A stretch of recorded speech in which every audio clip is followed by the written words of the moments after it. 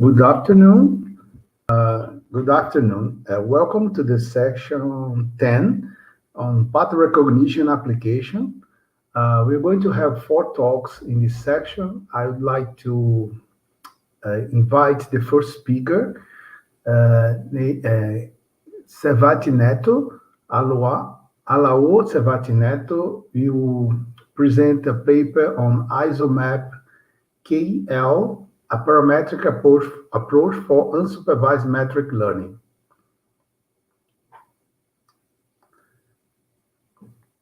You may talk now, Alao.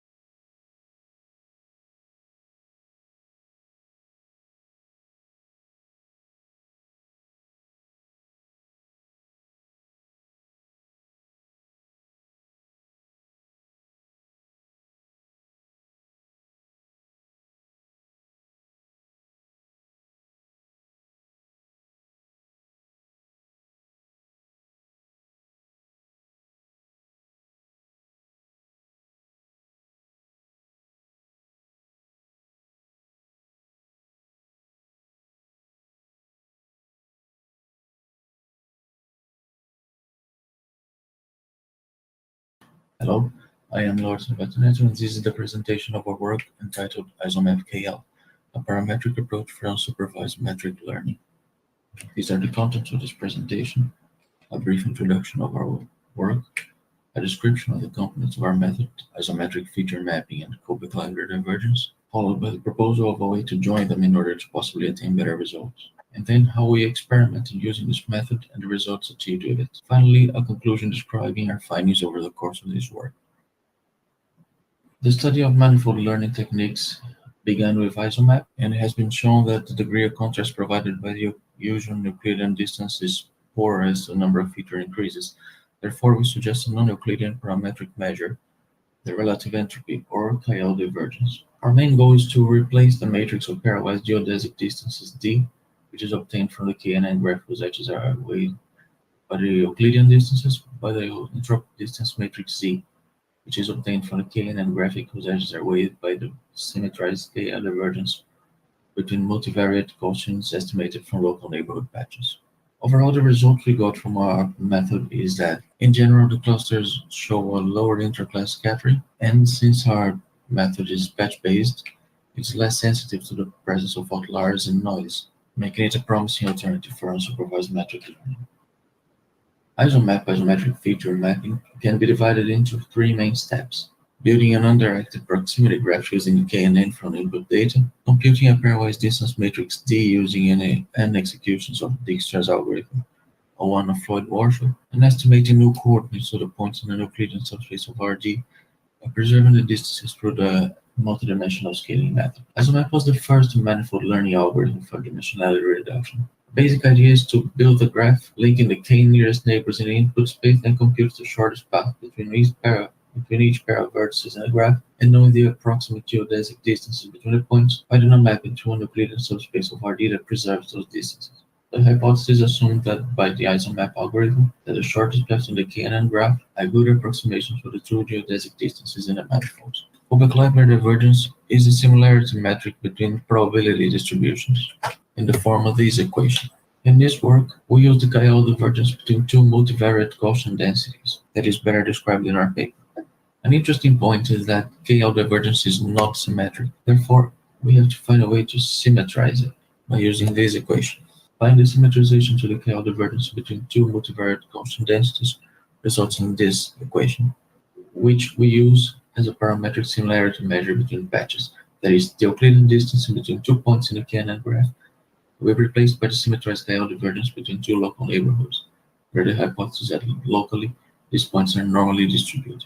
The main motivation of our proposed parametric method is the investigation of a surrogate for the usual KNN graph, replacing the pointwise Euclidean distance in the feature space by KL divergences between Gaussian models estimated in local patches. We denote by the set X the input data matrix. We can build a KNN graph G by connecting each sample with its k nearest neighbors. As the neighborhood can be well approximated by a linear patch, we use the Euclidean distance as a similarity measure in this step. Let a patch Pi be the set where n I is the neighborhood set of xi.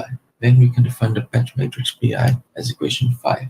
We assume Pi is a random sample of a multivariate Gaussian distribution of size k. Hence we can compute the maximum likelihood estimators on the model parameters as equations 6 and 7.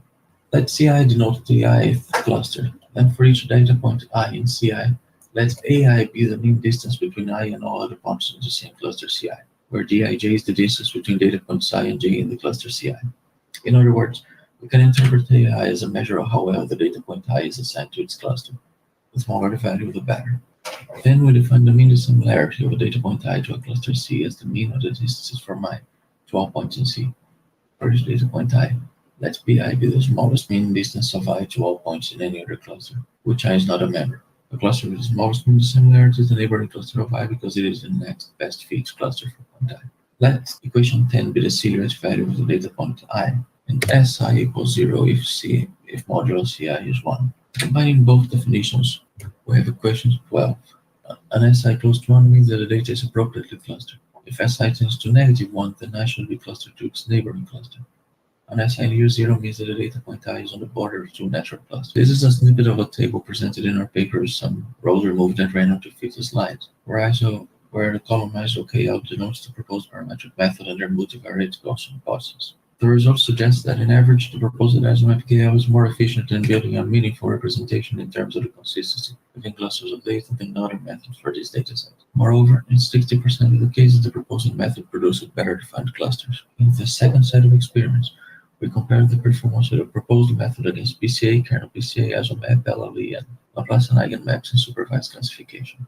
The results show that while there is no method that is uniformly superior to all others for these datasets, in average, the proposed parametric ISOMAP-KL outperformed all other methods, being competitive with the existing dimensionality reduction algorithm. This figure shows the cluster for the M-feed Fourier dataset, and this one, the clusters for the texture dataset.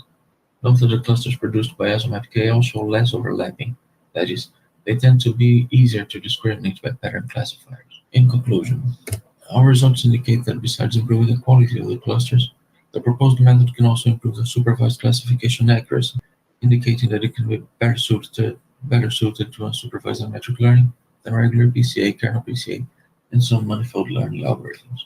Basically, the main positive points of ISOMAP-KL can be summarized as: it is a patch-based approach, so it's less sensitive to the presence of noise and outliers, and it can be easily extended to different statistical models and divergences. The authors would like to thank Gabis for partially financing this study. These are the references used in this presentation. Thank you for watching. Thanks, Alao. Thanks, Alao. So we have 5 minutes for questions. You can direct the questions through YouTube, or you can even use the chat of the other application.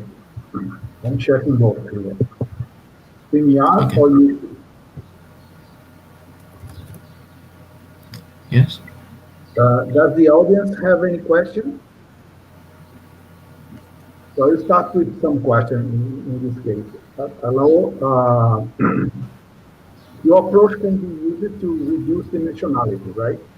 Yes. Yes. And have you tried to do that reduction? I mean, can you control the dimensionality, the target dimensionality that you want? For example, have you tried to reduce this to 2D?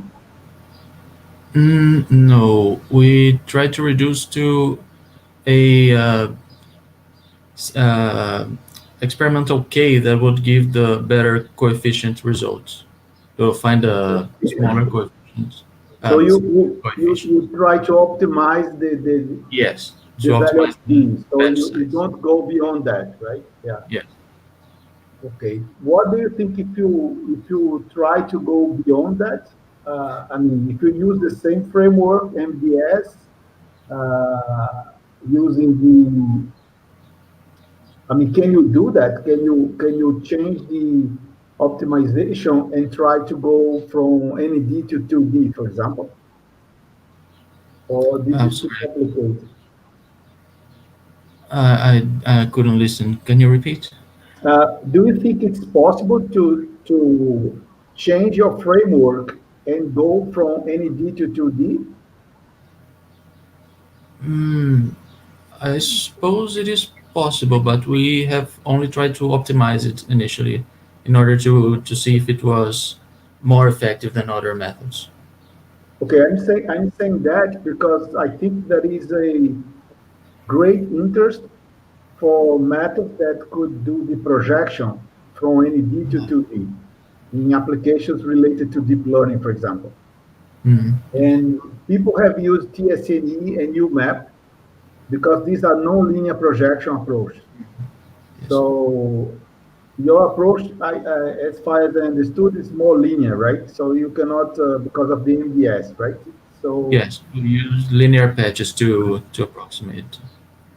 yeah, so maybe, but there is one suggestion that might work well for you is, for example, after you do the reduction based on DL, from that point, from that D value to 2D, you could try, for example, TSCME or UMAP, for example, Hmm. nonlinear projection, and see if the nonlinear projection combined with the linear projection that you have from ND to D is better than using, for example, TSNE straightforward from ND to 2D, right? Yes, So this might be an interesting uh, combination if yes. you want to test that. Okay, let me check if you have questions. Not yet. Okay. Not in StreamYard, not in YouTube, right? Oh, Vinicius is asking if the dimensionality reduction ensure a smooth manifold. Yes, for the K we could find experimentally it does. I don't know if it maintains that for 2D because we have only tried to find an optimal K. We did Okay. not try to change dimensionality to a specific size. Yeah, that's one point because that's why I suggest you to combine this approach with TSME or UMAP, or Mhm. even there are other ideas that I think Vinicius mentioned something like that. For example, if you could explore the data interactively, for example, in the planning, right? Mm. So, but basically, in this case, you could use, for example, iLAMP. LAMP is another projection method that goes from ND to 2D, for example. And then LAMP works with control points. So you could move the control points, and by moving the control points, you change the projection from this ND to 2D. So imagine that you go from ND to some dimension using your approach, and then from that dimension to 2D, you could use LAMP, for example, right? Ah, I But see. I guess that his suggestion goes in the direction, if it's possible, to change your approach to go from ND to 2D and then allow some kind of interaction to D to improve the feature space, to improve the distance between features, right? See. But I guess it's not possible because, as you said, if you go beyond this dimensionality that you have, probably it will mix it up the clusters, right? Yes, the results are uh, less optimal. They are. the silhouette coefficient. That's a measure we use to see if it's working, would um, go higher. Higher, yes, higher. Okay, that's fine. So I guess that we are running out of the time here. So maybe I should call the second speaker now. Okay, thank you. Okay, okay, thank you again. Hello, thank you.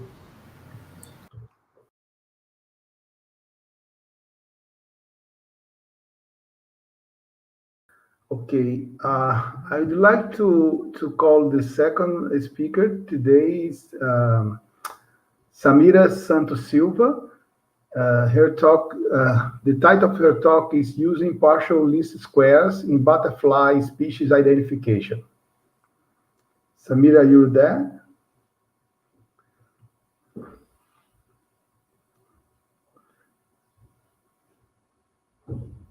Is Samira there or not?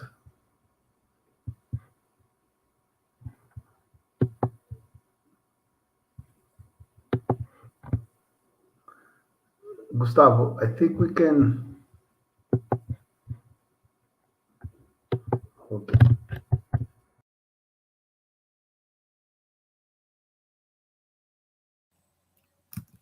Hi, my name is Samira and I'm gonna present the work using partial least squares in butterfly species identification. There are more than 16,000 species registered in the world, resulting in numerous variations such as different coloring, textures, and patterns. Therefore, identifying butterfly species in images manually may be considered an unfeasible task.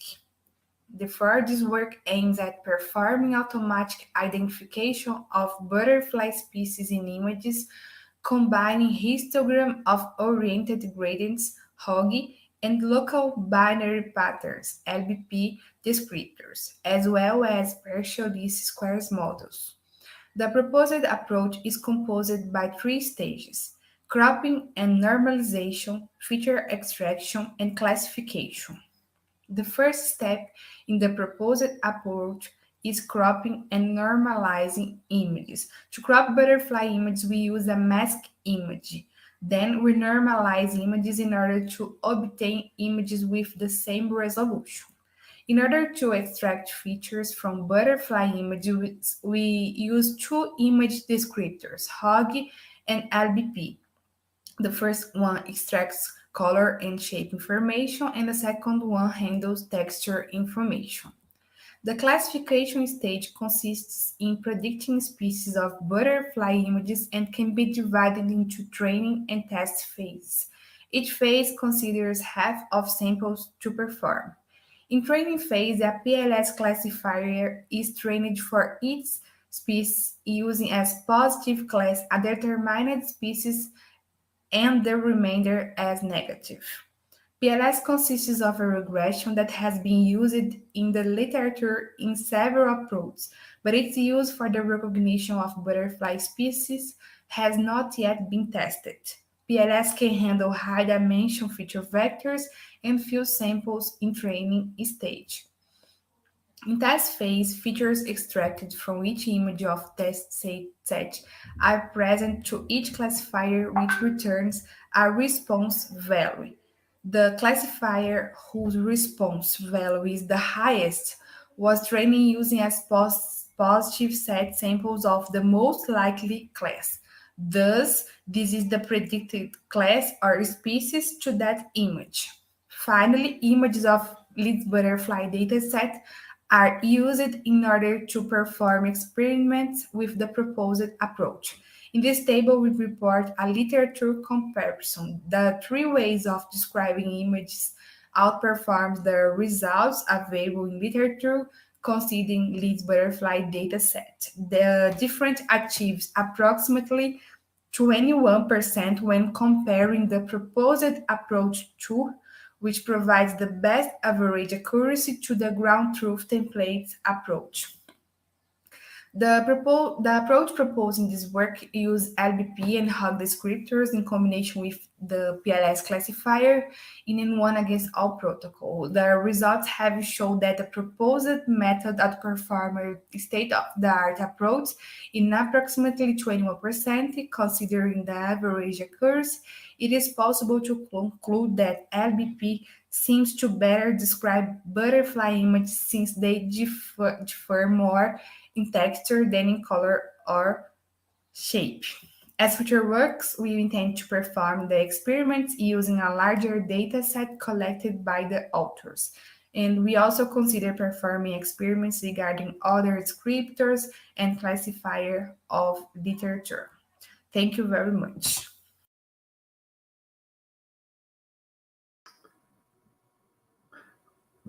Okay, we're going to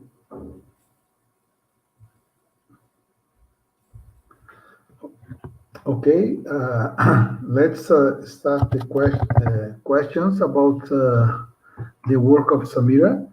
Do you have any questions, the audience?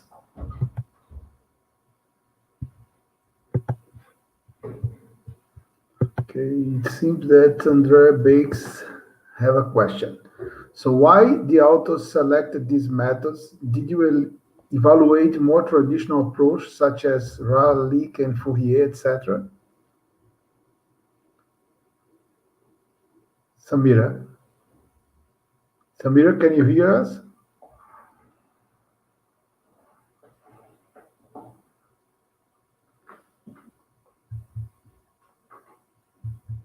Samira?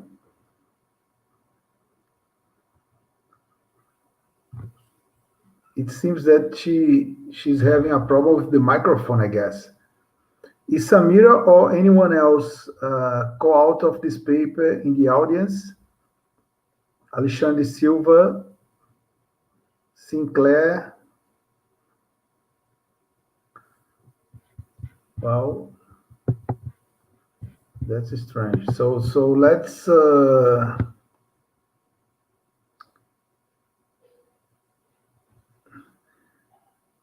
yeah, there are a couple of questions actually for Samira here, but it looks like that she's not present. I think I have seen her in the backstage. So I believe she's having some issues with the microphone.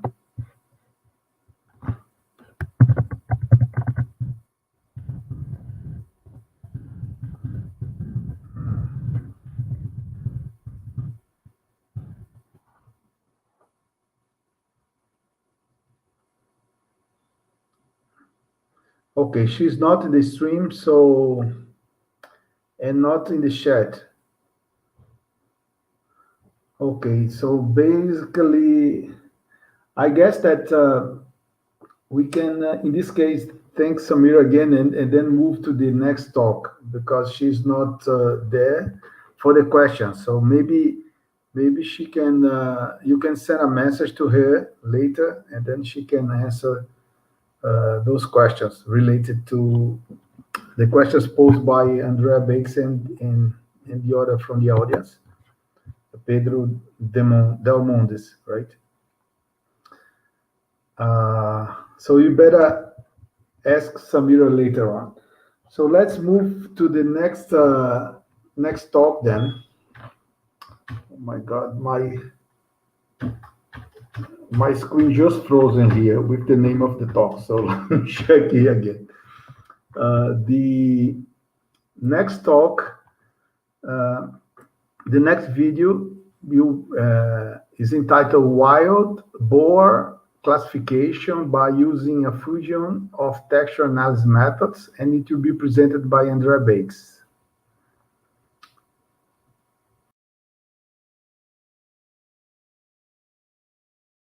Hello, everybody. In this work, we are addressing the problem of wild boar classification by using texture analysis methods and a fusion of these methods. So, what's the wild boar? It's a kind of pig. It's from Eurasia. It's considered a pest in many countries because it has a great adaptability is uncontrolled reproduction, and it spreads diseases, and compromises the wildlife in the region. So it's important to monitor the population of wild boars. To accomplish that, we are exploring some text analysis methods because they are powerful image descriptors. So our main goal is to discriminate between wild boar and American bush pigs, like colored peccary, white-lipped peccary that live in Brazil. So we have three different species. Okay, so wild boar, colored peccary, white-lipped peccary. Even for humans, it's difficult to identify which one. So they are very similar. We're trying to do this with text analysis methods. In our results, we explored two scenarios. Animal species classification, okay, we have three classes, and invasive and native species classification, I have two classes. So in this case, wild boar or not wild boar, okay. We evaluated KNN and MBA as classifiers, okay. What we got from these traditional text analysis methods is they perform better in two classes, okay, native invasive species. More recent approaches for text analysis, they usually combine different types of attributes, so they are superior for a species identification. Okay. We also explored the combination of different methods. So we have, I guess, 18 text analysis methods evaluated, and we use the particle form optimization algorithm to combine the best methods. So we have the highest accuracy. So combining different methods, we can improve a little bit the accuracy. In some cases, especially in KNN, we have to combine too much features to improve the results. So the LDA is a little more robust for classification. Okay. And so our conclusions is that this kind of classification is a difficult task. We evaluate two scenarios. Okay, discrimination between native and invasive is an easier problem. So depending on the application, it's better just do this classification. Combined text analysis methods improve the accuracy, but it increases too much the number of descriptors. Okay, in future work, explore more text analysis methods and other classifiers such as SPN. Okay, thank you very much.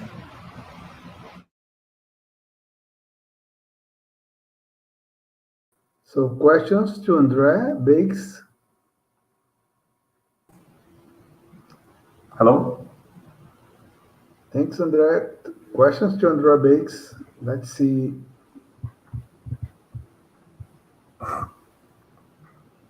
Okay.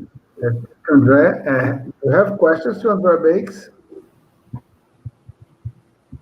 Let's check in here. No. André, I noticed that your work was developed without deep features, right? Which is something people tend to use a lot today. Is there any particular reason for that? Did you try any deep neural network, or do you think that 900 images is not enough for deep learning? We tried the deep learning methods in different work. It's a coincidence. It was published, I guess, some weeks ago. For this conference, we tried a different approach. So, how far can we go in the results? How good can we get only with basic text analysis methods? So traditional some more recent methods. Because the problem with deep learning is the amount of images, so we have to do data augmentation. Otherwise, we can't learn, as they are so similar, the images, and we have so few images. But even with transfer learning, for example, if we use any network, pre-train it on ImageNet, and then just Yes, we use transfer learning, so we can get a good result. We were evaluating a simple network without transfer learning, and doesn't get much better than traditional methods. I see. So it's good if you have deep learning, but we have to use transfer learning. Otherwise, you don't get good results. You get the same evaluation that you get with the traditional text analysis methods. Exactly. And Pedro has a couple of questions here. Why are texture features the most adequate to discriminate between bars? Or did you try any other type of features, like color, shape? We used aiding methods. So we evaluated a lot of text analysis methods like LBP, Fourier descriptors, wavelets.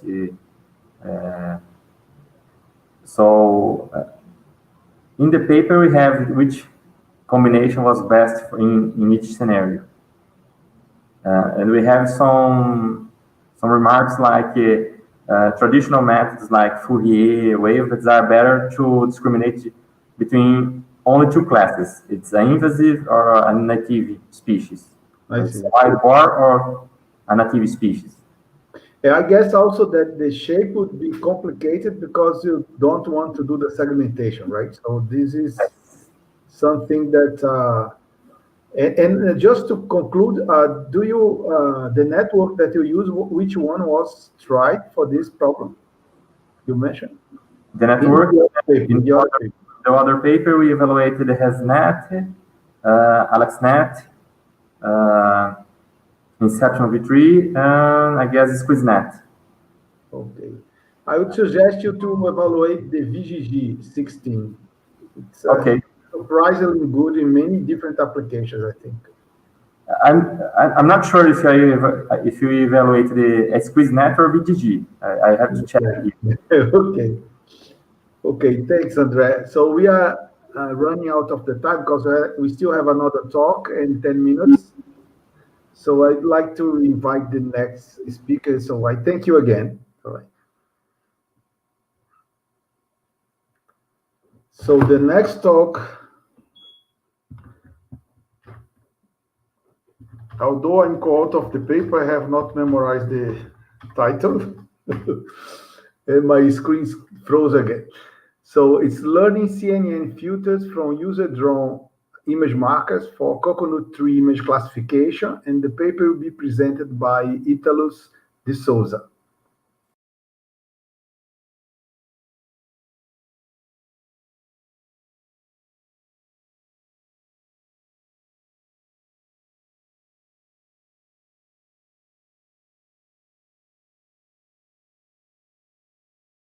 Convolutional neural networks has been shown to be effective in image classification problems of different domains.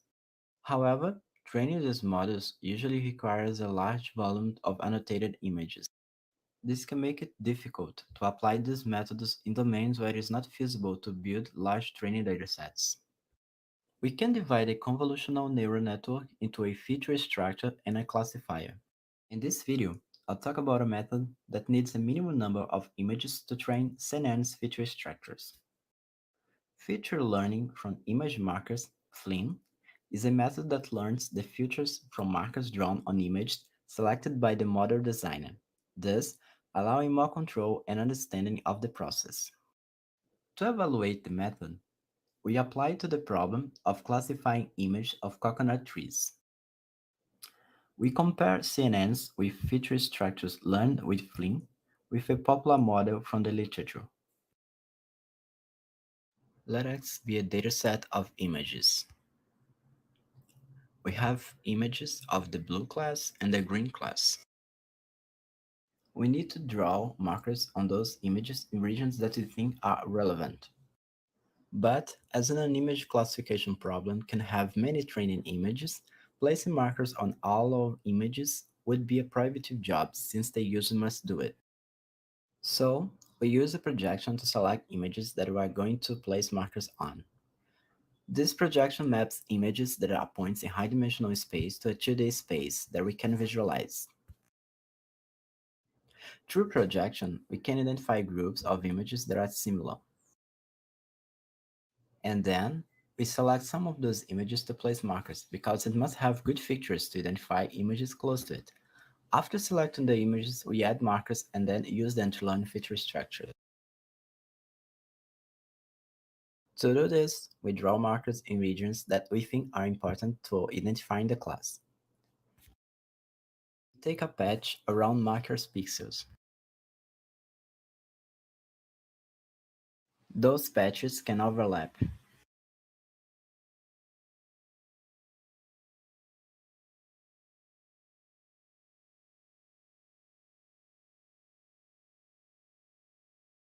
We must do this for the other classes as well.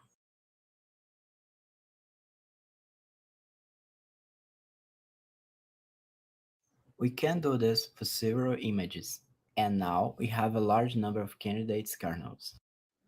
To choose which patches will be the kernels we use for convolution, we cluster these patches and take the centers of the clusters.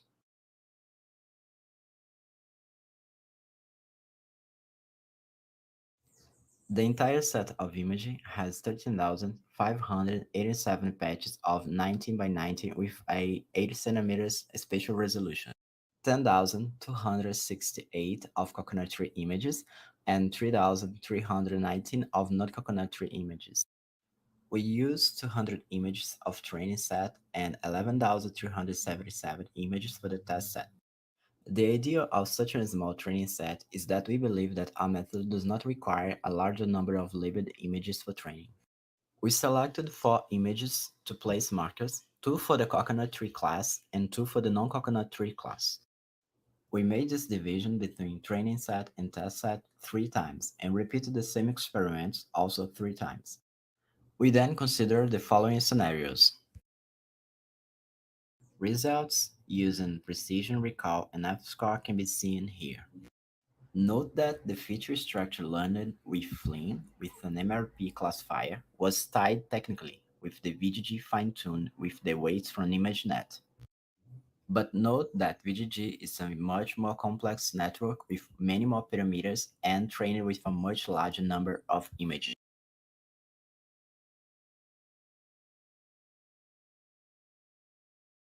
If we increase the number of images to train, we see that this result remains.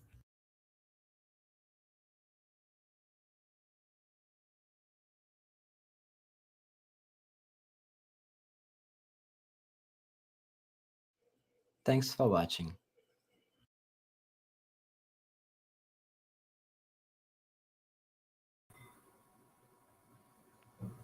Thanks, Italus. Hi, everyone. Hi, Professor. Thanks, Italus.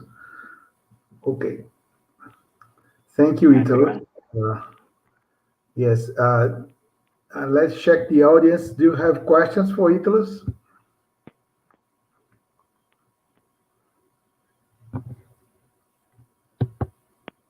Nothing here. Let me check in here. Nothing here.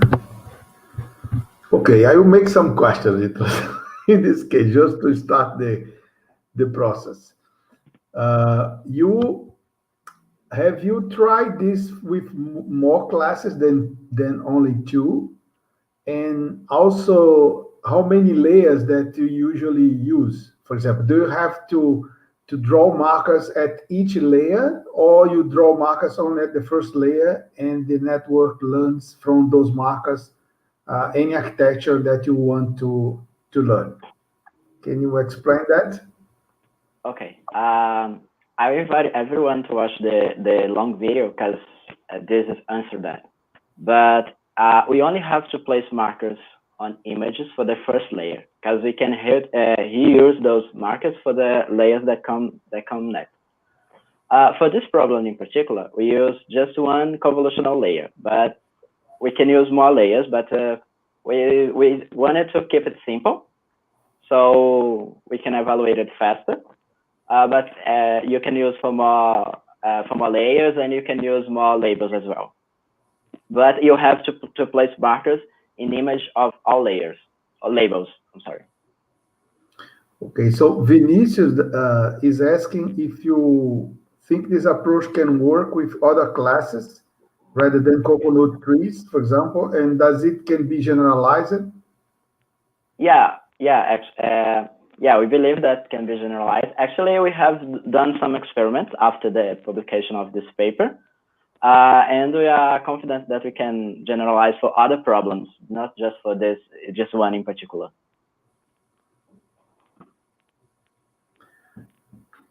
So any further questions? Check here. And also, what do you think would be the best regions to draw markers? How do you identify these? For example, in the case of the coconut tree problem, where did you place the markers, for example? In this problem in particular, we place markers where it is the boundary between the coconut in the background, where there is no coconut. So, and when there is no coconut tree in the image, we also try to place markers in boundaries. So we believe that is these are the regions that best discriminate the classes. Okay. But I think it's good to play a little bit with the markers so you can feel your problem and, I don't know, see where is the best place to place markers. Okay, good. So any further questions, guys?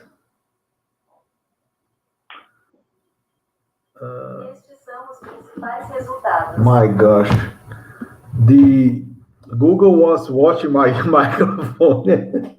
Maybe Google have some questions. Google has questions. He should ask questions because he is doing this, right? Okay, so have you tried, for example, very deep networks using this architecture, or did you only try, for example, 2-3 layers? Yeah, to this moment, I have tried only with, I think, 3 layers at the most. Because as we can't use pooling with a stride larger than 1, so it gets a lot bigger, and we don't have memory enough to process. So we are trying to use pooling with a stride greater than 1, so you can use more layers and get a deeper and deeper architecture. Okay, so thanks, Italos.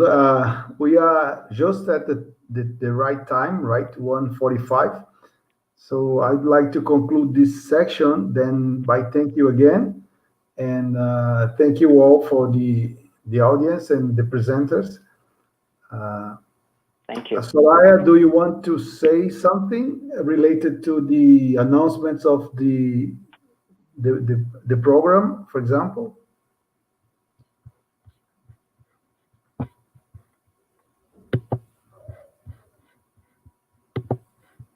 I don't think she has any announcement, so let's conclude the session here. Thank you.